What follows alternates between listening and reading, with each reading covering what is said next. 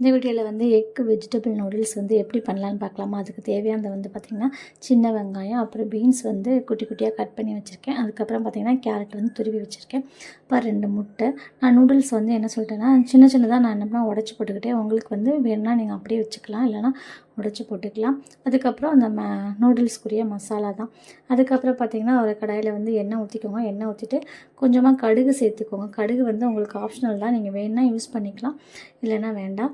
அதுக்கப்புறம் வந்து நம்ம கட் பண்ணி வச்சுக்கிற காய்கறி இருக்குல்லையா, அதை ஒன்று ஒன்றா சேர்த்துக்கோங்க. ஃபஸ்ட்டு வந்து வெங்காயம் போட்டுக்கோங்க. வெங்காயம் வந்து கொஞ்சம் ஃப்ரை ஆனதுக்கப்புறம் நெக்ஸ்ட்டு வந்து பீன்ஸ் போட்டுக்கோங்க. பீன்ஸ் வந்து என்ன சொல்கிறது, கேரட் வந்து துருவி வச்சுருக்கோம், அதனால் சீக்கிரம் வெந்துடும்.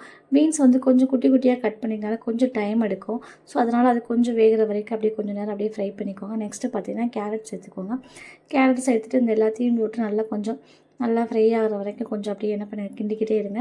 பீன்ஸும் நமக்கு வேகணும் இல்லையா, ஸோ அதனால் கொஞ்சம் டைம் எடுக்கும். அதனால் கொஞ்சம் முடிஞ்ச அளவுக்கு அப்படியே டைம் விட்டு கொஞ்சம் என்ன பண்ணுங்க, கிண்டி விட்டுட்டே இருங்க. அதுக்கப்புறம் பார்த்தா தண்ணி சேர்த்துக்கோங்க. நான் வந்து கொஞ்சம் லிக்விடு பதத்தில் வேணும் அப்படிங்கனால நான் மேகி வந்து நூடுல்ஸ் வந்து என்ன பண்ணுறேன் அப்படின்னா நான் 3 டம்ளர் சேர்த்துக்கிட்டேன். உங்களுக்கு நீங்கள் எப்படி சாப்பிட பிடிக்குங்கிற ஏற்ற மாதிரி நீங்கள் தண்ணி சேர்த்துக்கோங்க.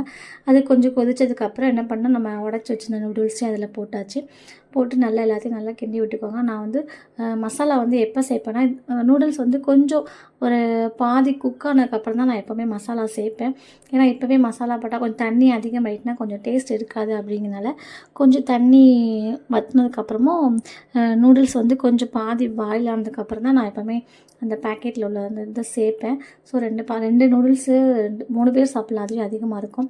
ஸோ அந்த 2 இதுக்குரிய பொடியும் போட்டாச்சு. நெக்ஸ்ட்டு பார்த்திங்கன்னா அது நல்லா கிண்டி விட்டுங்க. கிண்டி விட்டுட்டு அடுத்து பார்த்திங்கன்னா எக்கு சேர்க்க போகிறேன். எக்கு நூடுல்ஸ் தானே சொல்லியிருந்தேன் நான். ஸோ அந்த 2 எக்கு என்ன பண்ணால் உடச்சி விட்டுக்கோங்க. உடச்சி விட்டுட்டு அதுக்கப்புறம் அதை என்ன பண்ணுங்க, நல்லா கிண்டி விடுங்க. கிண்டி விட்டு அது எல்லா பக்கமும் என்ன பண்ணணும், நல்லா ஸ்ப்ரெட் ஆகணும். ஸோ அதனால் முடிஞ்ச உழைக்கு என்ன பண்ணுங்கள், நல்லா கிண்டி விடுங்க. எல்லா பக்கமும் அப்படியே கிண்டி விடுங்க. இல்லைன்னா அது வந்து என்ன சொல்கிறது, நூடுல்ஸ்குள்ளே ஒரு இது மாதிரி ஆயிடும், என்ன சொல்கிறது, ஆஃப் ஆயில் மாதிரி ஆகிடும். ஸோ முடிஞ்ச அளவுக்கு என்ன பண்ணுங்கன்னா நல்லா கிண்டி விட்டுக்கோங்க. கிண்டி விட்டுட்டு நல்லா தண்ணி வற்றது மாதிரி வரைக்கும் வேக விடுங்க. அதுக்கப்புறம் நெக்ஸ்ட்டு பார்த்திங்கன்னா நம்ம எக்கு போட்டிருக்கோம், கொஞ்சம் தண்ணி அதிகமாக ஊற்றிருக்கோம். ஸோ அந்த பொடியில் உள்ள டேஸ்ட் வந்து என்ன சொல்ல, சால்ட்டு காரம் கொஞ்சம் கம்மியாக தான் இருக்கும். ஸோ அதனால் நான் என்ன பண்ணுவேன் அப்படின்னா எக்ஸ்ட்ரா வந்து நான் வந்து சிக்கன் 65 மசாலா இருக்கு இல்லையா, அது நான் வந்து கொஞ்சம் சேர்ப்பேன். ஸோ நீங்களும் வேணால் சேர்த்துக்கோங்க. ஸோ சிக்கன் 65 மசாலா கொஞ்சம் சேர்த்துக்கிடுவேன். அதுக்கப்புறம் பார்த்திங்கன்னா கொஞ்சம் போல் நான் உப்பும் சேர்த்துக்கிடுவேன். டேஸ்ட் பார்த்துட்டு தான் சேர்ப்பேன், நீங்களும் டேஸ்ட் பார்த்துக்கோங்க. கொஞ்சம் போல் உப்பு வந்து உங்களுக்கு தேவைப்பட்டுச்சு அப்படின்னா என்ன பண்ணிக்கோங்கன்னா கொஞ்சம் போல் எக்ஸ்ட்ரா நீங்கள் மசாலாவும் உப்பும் என்ன செஞ்சிங்கன்னா கண்டிப்பாக சேர்த்துக்கலாம். அது வந்து கொஞ்சம் டேஸ்ட் நல்லாயிருக்கும். ஏன்னா வாட்டர் அதிகமாக ஊற்றுனதுனால அந்த சால்ட்டு அந்த காரம் வந்து கம்மியாக இருக்கும். ஸோ அதனால் நீங்களும் அதை என்ன பண்ணிக்கோங்கன்னா எக்ஸ்ட்ரா சேர்த்துக்கோங்க.